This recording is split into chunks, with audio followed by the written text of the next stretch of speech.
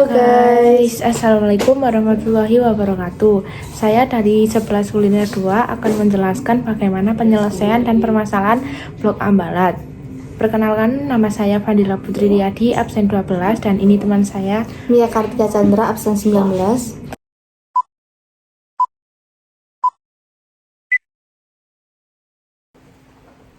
Blok Ambalat adalah wilayah laut seluas 15.235 km persegi yang berada di Laut Sulawesi atau Selat Makassar. Blok Ambalat diperkirakan memiliki kandungan minyak dan gas yang dapat dimanfaatkan hingga puluhan tahun ke depan. Wilayah Blok Ambalat telah menjadi subjek dari konflik yang berkelanjutan antara Indonesia dan Malaysia. Konflik ini terjadi karena Blok Ambalat mengandung cadangan minyak dan gas alam yang jika dimanfaatkan secara optimal dapat bertahan hingga 30 tahun ke depan. Sengketa batas wilayah Blok Ambalat antara Indonesia dan Malaysia memiliki sejarah panjang yang dimulai dari berbagai perjanjian dan tindakan yang dilakukan oleh kedua negara. Berikut ini berbagai aspek sejarah dari sengketa Blok Ambalat antara Indonesia dengan Malaysia. 1. Dimulai saat kedua negara melakukan penelitian ZEE.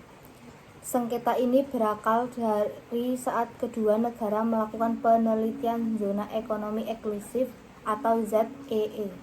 Penelitian ini membuat kedua belah pihak memiliki klaim atas wilayah yang sama termasuk Blok Ambalat.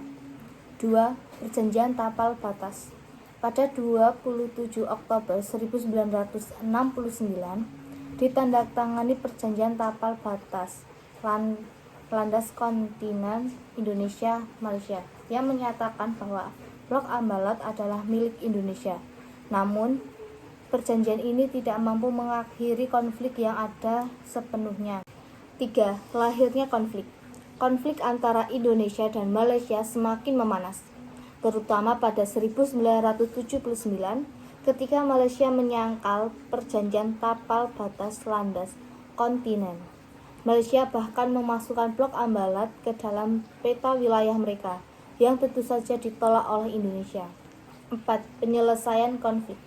Pada tahun 2009, Presiden SBY dan Perdana Menteri Malaysia Abdullah Ahmad Badawi mencari penyelesaian politik untuk mengurangi ketegangan dalam sengketa Blok Ambalat. Penyelesaian secara damai dalam sengketa antar negara merupakan langkah ideal daripada menempuh cara-cara kekerasan atau gencatan senjata. Upaya damai ini mutlak dilakukan sebelum mengarah pada konflik yang lebih besar berupa kontak senjata. Dalam Piagam Perserikatan Bangsa-Bangsa atau PBB mewajibkan kepada setiap anggota negara yang tergabung di dalamnya maupun kepada negara-negara yang memang memilih tidak bergabung ke dalam PBB agar dalam penyelesaian sengketa internasional dilakukan secara damai sehingga tidak mengganggu keamanan dan keharmonisan. Adapun langkah-langkah penyelesaian damai itu dapat ditempuh dengan cara sebagai berikut. A. Negosiasi. Cara ini merupakan penyelesaian sengketa paling sederhana dan dianggap tradisional tetapi cukup efektif untuk mencegah konflik. Model penyelesaian negosiasi tidak perlu melibatkan pihak ketiga, melainkan fokus pada diskusi tentang hal-hal yang menjadi persoalan oleh pihak terkait. B. Mediasi dan jasa-jasa baik atau mediation and good office. Mediasi tidak jauh beda dengan negosiasi, hanya saja yang membedakan pada pelibatan pihak ketiga yang bertindak sebagai perantara untuk mencapai kesepakatan. Komunikasi bagi pihak ketiga itu disebut sebagai good office. C. Konsiliasi atau conciliation.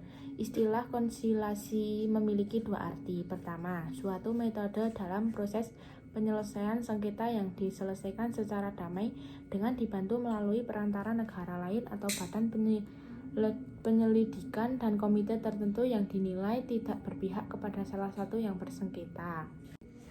D. Penyelidikan atau inquiry. Metode ini meniscayakan penyelidikan atau inquiry yang dilakukan oleh sebuah badan atau komisi yang didirikan secara khusus untuk terlibat aktif dalam proses pengumpulan bukti-bukti dan permasalahan yang dianggap menjadi pangkal sengketa. Kemudian komisi itu mengungkapnya sebagai sebuah fakta disertai cara penyelesaiannya. Penyelesaian di bawah naungan organisasi PBB. Dalam pasal 1 Piagam PBB yang diantara tujuannya adalah memelihara perdamaian dan keamanan internasional. Erat hubungannya dengan upaya penyelesaian sengketa antar negara secara damai. PBB memiliki lembaga International Court of Justice atau ICJ yang memberikan peran penting dalam proses penyelesaian sengketa antar negara melalui Dewan Keamanan atau DK. Berdasarkan keterangan bab 4, DK diberi kewenangan untuk melakukan upaya-upaya terkait penyelesaian sengketa. Penyelesaian sengketa batas wilayah Blok Ambalat. Sengketa batas wilayah kasus Blok Ambalat antara Indonesia dan Malaysia merefleksikan tentang bagaimana cara menyelesaikan konflik ini. Jika mengacu pada aturan hukum internasional dan mempertimbangkan kedekatan kedua negara tersebut, upaya penyelesaian konflik dapat ditempuh setidaknya 4 langkah. Pertama, perundingan bilateral. Langkah ini memberi kesepakatan kepada masing-masing negara untuk menyampaikan argumentasinya terhadap wilayah yang dipersengketakan. Namun, bagaimana jika belum mencapai kesepakatan damai?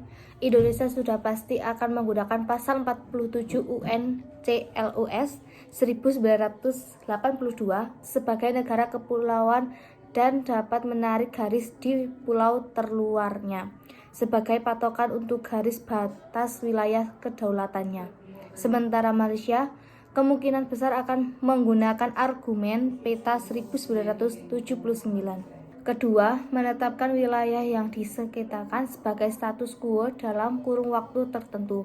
Langkah ini sebagai tindak lanjut jika cara yang pertama gagal, sehingga diperlukan cool down antar kedua belah pihak. Pada tahap ini, Blok Ambalat dimungkinkan sebagai tempat untuk melakukan eksplorasi sehingga timbul rasa saling percaya. Kedua belah pihak confidence building measure. Pola ini pernah dijalankan Indonesia Australia dalam mengelola celah timur. Ketiga, jika langkah pertama dan kedua masih gagal, perlu memanfaatkan ASEAN sebagai organisasi regional melalui Hinscoll-Gill, sebagaimana disebut dalam Treaty of Amity and Cooperation yang pernah digagas dalam Deklarasi Bali 1976. Namun demikian, kemungkinan besar Malaysia tidak akan menempuh langkah ini, sebab klaimnya terhadap Blok Ambalat menuai protes dari negara-negara lain seperti Singapura, Thailand, dan Filipina. Keempat, jika langkah ketiga masih gagal, jalan terakhir dari penyelesaian sengketa ini adalah dengan membawanya ke Mahkamah Internasional atau MI. Indonesia mungkin saja trauma karena pernah kalah sehingga menyebabkan lepasnya Pulau Sipadan dan Ligitan. Namun dalam kasus Blok Ambalat dan juga wilayah-wilayah lain, jika memang Indonesia mampu menunjukkan bukti-bukti yuridis serta fakta lain yang valid atau kuat, tentu tidaklah mustahil Indonesia akan memenangkannya. Jika dikaji dengan seksama, pasal-pasal yang ada di UNCLOS 1982 babnya cukup menguntungkan Indonesia. Bukti sejarah berdasarkan kajian ilmiah, Blok Ambalat masuk dalam wilayah Kalimantan Timur, bagian dari Kerajaan Bulungan. Itu berarti Indonesia berpeluang besar menyadarkan Malaysia kalau selama ini klaim terhadap kepemilikan Blok Ambalat sesungguhnya salah. A few moments later. Terima kasih telah menyaksikan penjelasan dari kami. Bila ada salah kata, kami mohon maaf. Bye-bye. Bye.